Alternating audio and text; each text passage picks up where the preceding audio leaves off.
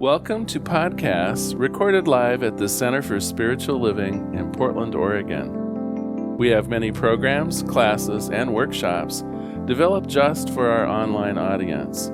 To find out more, go to our website at cslportland.org and look under the Online tab. Our mission is to open hearts, ignite minds, and make a difference.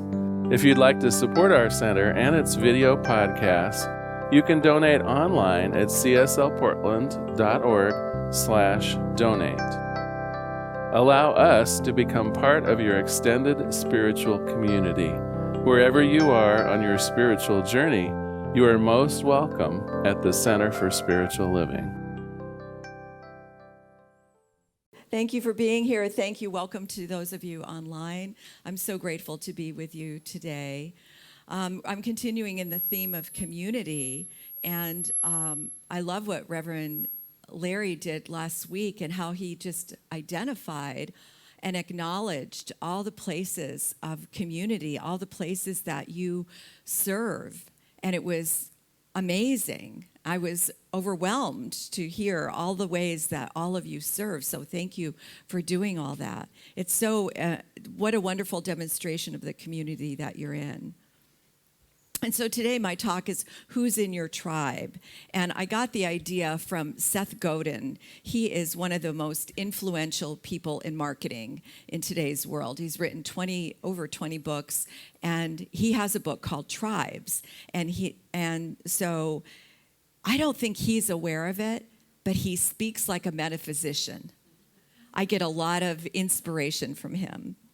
And so the word tribe has been around for thousands of years, but it became a negative connotation because it was misused by colonialists to oppress indigenous people. And so the word didn't have that until that started to happen.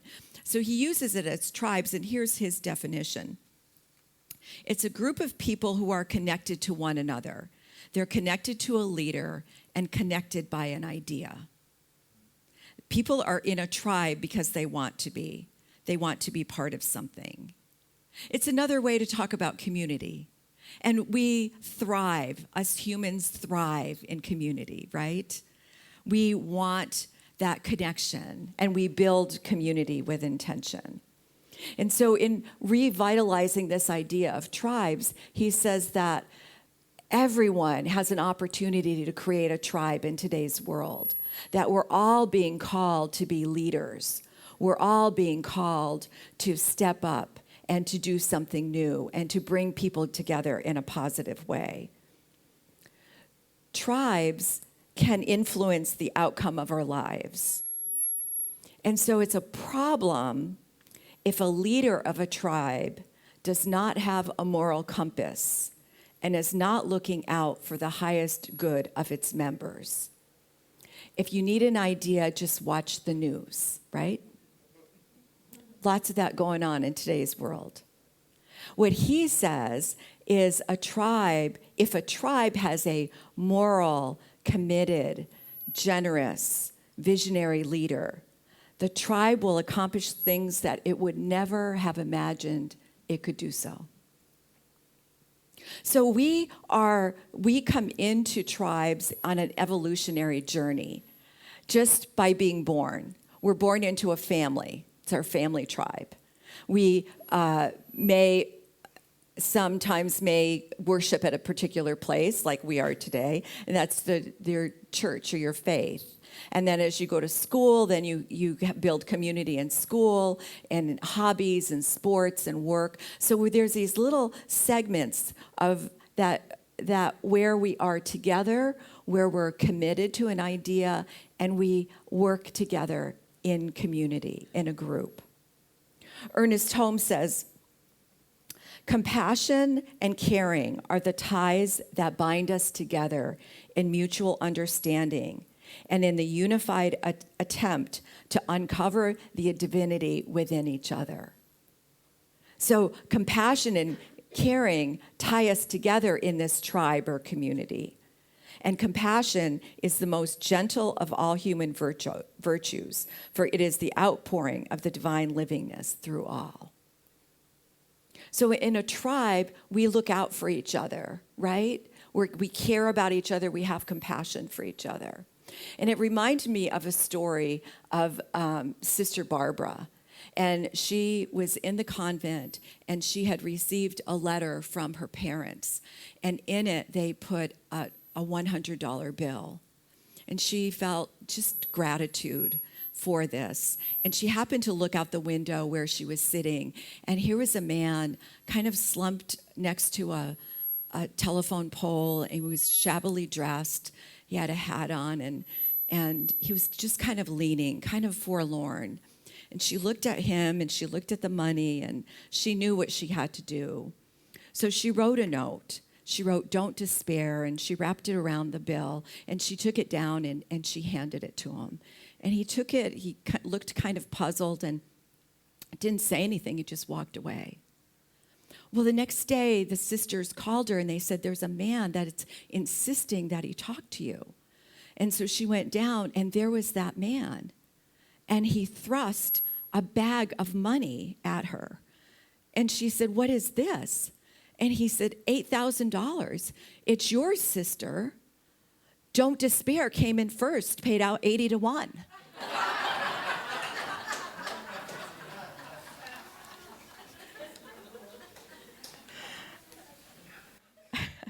So we look out for each other. We're going to repeat this. We're going to repeat this next month when we talk about money and prosperity. So remember this story. So we get to know each other in our tribe. We look out for each other, and we want the best for each other. So Seth Godin says, pay attention to the tribes you're in, right? Because we're conscious of this one, this church community, but there may be other ones that are not for your highest benefit anymore. Maybe some group you used to be involved with that they're not going in the direction that you want. So pay attention. Reverend Petra Welds says, what we know in science of mind is that intention and commitment are the forerunners of action, right? They're the forerunners of action. When our consciousness is lifted by the truth of our oneness, we not only act for the good of others, but we join our consciousness together with all those who are committed to the same. Every time we lift our hearts and minds and voices together, we create a shift in consciousness. Consciousness and action are joined together, are truly powerful. And this is also comes from the book of Matthew.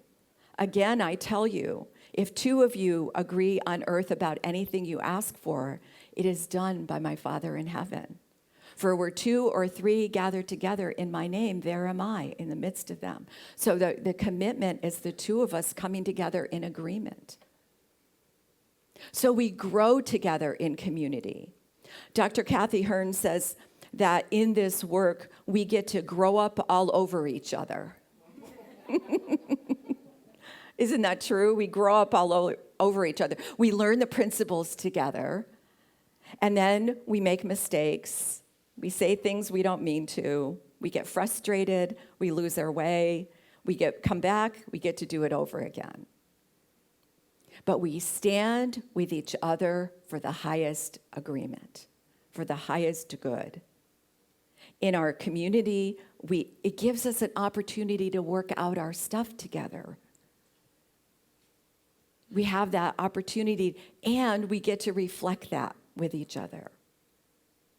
So, and in community, we have teachers, right? Teachers teach us on many different levels. And so I wrote this in my blog this week, and this is a true story that happened about a year ago. But I had just come from grocery shopping, and my neighbor was standing there, and as I pulled up, she greeted me, and then she said, "I have a question for you. This came up in Bible study, and I want to know, are we in the end of times?" And I felt sad because That's a hard question to answer. I had a hard week.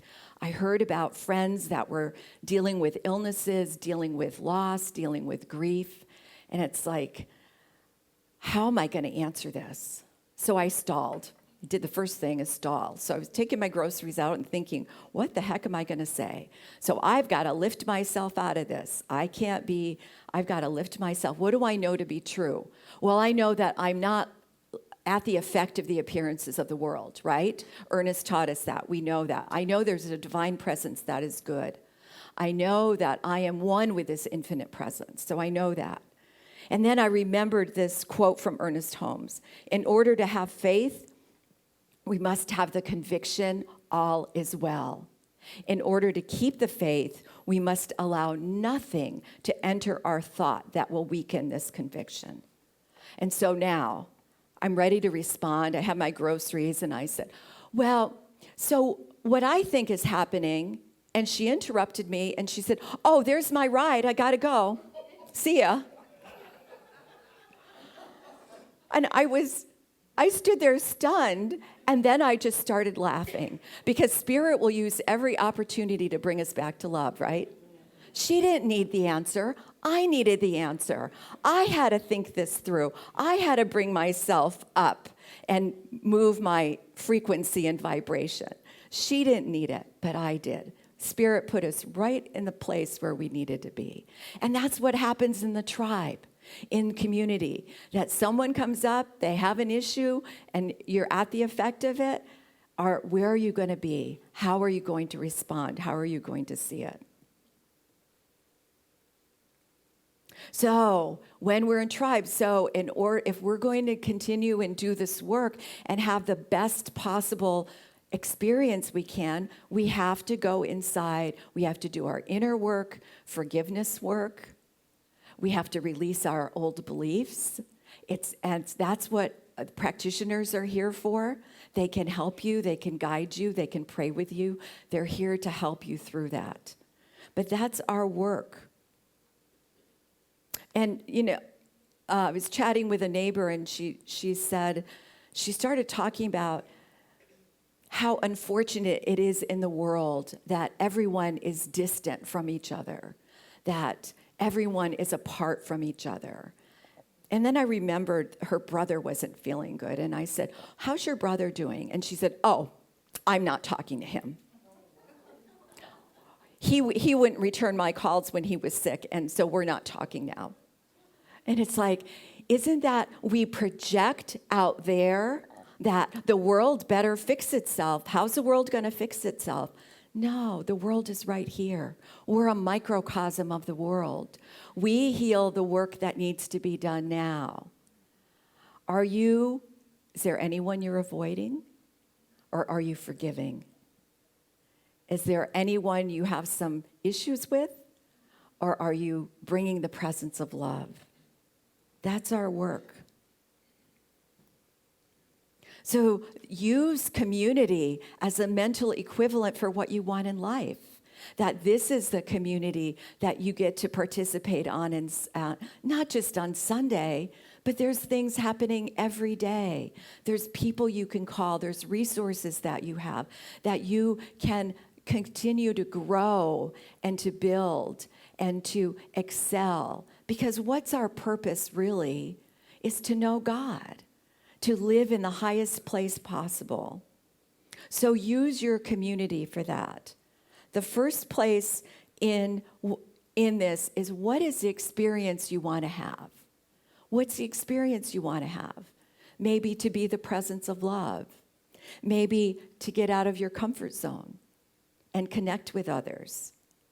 Maybe to stay centered in peace. So pay attention. What's your community? Wherever you are in community or your tribe, what is the intention that you have going into it? Make sure you write it down somewhere so you remember. And then here's 3 ways to practice conscious awareness in community. Reach out, lean in, and step up. So the first thing is to reach out. Reach out to others. Find out how they're doing. When we get out of our comfort zone and we check in with other people, it releases our own problems, right?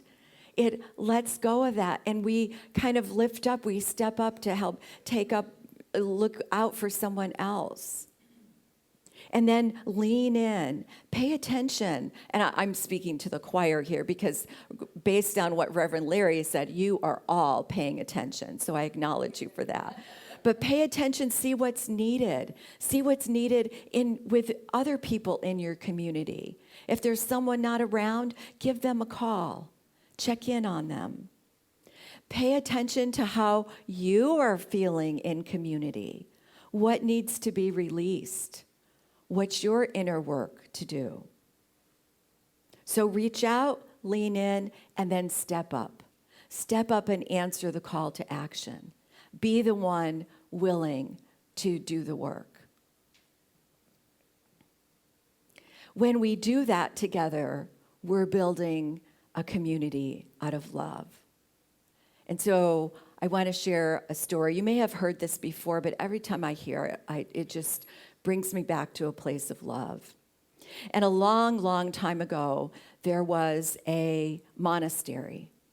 And because of the times that they were in, there was persecution, there was secularism, and this, what used to be a thriving, wonderful monastery had diminished. Now there was only the abbot and 4 monks living in this monastery. And the monastery was located in a forest. And in the forest, there was a little hut. And the hut was used by a local rabbi. He would go to visit there, and it was his hermitage, and he would go meditate and pray there. And the monks got to be so in tune, they would know when the rabbi was there, and they would whisper to each other, "The rabbi's in the forest."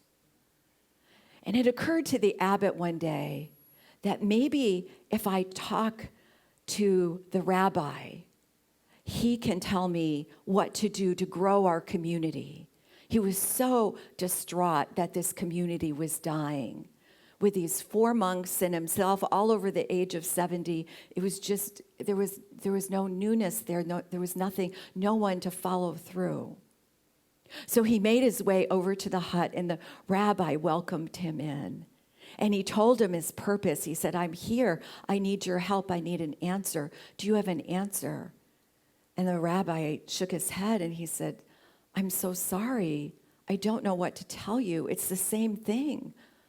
It's the same thing for me. The light has gone out of the people. They stopped coming to the synagogue. I don't know what's happening, but it's the same." And so the rabbi and the abbot wept together. They read the Torah, and they whispered about deep things together. Well, it was time for the abbot to leave, and he said, "I came here with a purpose, and I did not fulfill my purpose. Please, is there anything you can tell me to help me grow my group?" And he said, "No." The rabbi said, "I'm sorry. There's nothing I can tell you. There's just one thing I know, is that the Messiah is one of you." And so the abbot left, and he went back, and the monks were anxiously waiting. And they said, "What did you learn? Did he tell you anything?" And he said, "No, he had no advice. The only thing he said, it was kind of cryptic. He said, 'The Messiah is one of us,' but I don't know what that means." And so in the days and weeks ahead, the monks all started thinking about this. What did that mean? Did the rabbi know something they didn't know? What does that mean? And so they started thinking, who would the Messiah be? Well, surely Brother Abbott, because he was the leader. Brother Abbott could easily be the Messiah because he's led us through all kinds of things. Or it could be Brother Thomas. He's such a holy man. He's always in prayer and meditation. But it couldn't be Brother Elred, because Brother Elred is the crotchetiest person. he's angry about everything. It couldn't be him, except every once in a while he has some wisdom to give. And it couldn't be Brother Philip, because Brother Philip is so quiet. He's afraid of everything. He doesn't talk. He's almost invisible. Except if you really need something, Brother Philip is there. Maybe he's the Messiah. So something happened where the monks started treating each other with great respect, just on the off chance one of them was the Messiah. And they started treating themselves differently. And as they did that, the people in the neighboring village would come and picnic near the monastery. They would come and pray in the chapel. And then they started bringing their friends.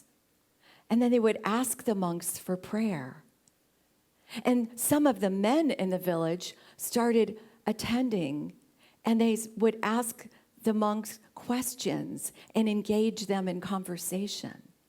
And pretty soon, some of the men asked if they could join.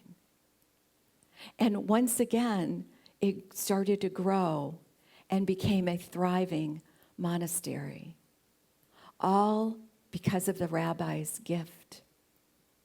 It was the gift of the idea that one of us is the Messiah. You could be the Messiah, or you, or you, or you.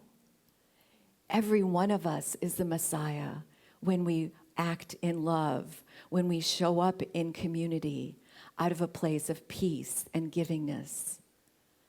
That imagine this idea that we have, this vision of a world that works for everyone. It starts right here. It starts in this tribe, in this community. And imagine as we have this idea of this world that works for everyone, and we share that here, and we have the respect and the peace and the love, and we share it out into our families and friends, and they feel it, and they feel it in their communities, and they share it in their communities, and their communities, until we have a world that works for everyone. It is possible. It's possible, and we have the vision for it. And so our work is to live it, to think about it, and to be in that place of love. And so before I pray, I invite you to pray this prayer with me, and it comes from the writings of Paul Selig. Repeat after me. I am love through the one I see before me. I choose to see you in love. I choose to see you in your worth. I choose to see you in your right to be. I see you in your perfection. I see you in your beauty. I see you in your choices. I see you in your wholeness. I see love through the one I see before me. And so let us pray. How grateful I am for love and light, for freedom, for joy, for all of us to come together knowing this infinite and divine that is love, is the presence and the power that moves through each one of us. How grateful I am to know this truth. How grateful I am to know this love, and that this love permeates, illuminates, radiates through each one of us. I know that we have been lifted in love this day with the music, the message, with being here in community, with being in the oneness. That there is a magnificence flowing in and through in each one of us. There's a magnificence of love, and each one of us is the Messiah, is the presence of love. And so I know as we go out into the world that we take this love, this light, this peace, this radiant beingness, we take it out with us and share it with all who come into community with us, all who come into contact with us. I'm so grateful for this blessing, for this teaching, for this community, for this awareness. We are so blessed. God is so good. I release this word with deep gratitude. And together we affirm. And so it is. Blessings. Thank you. Thank you.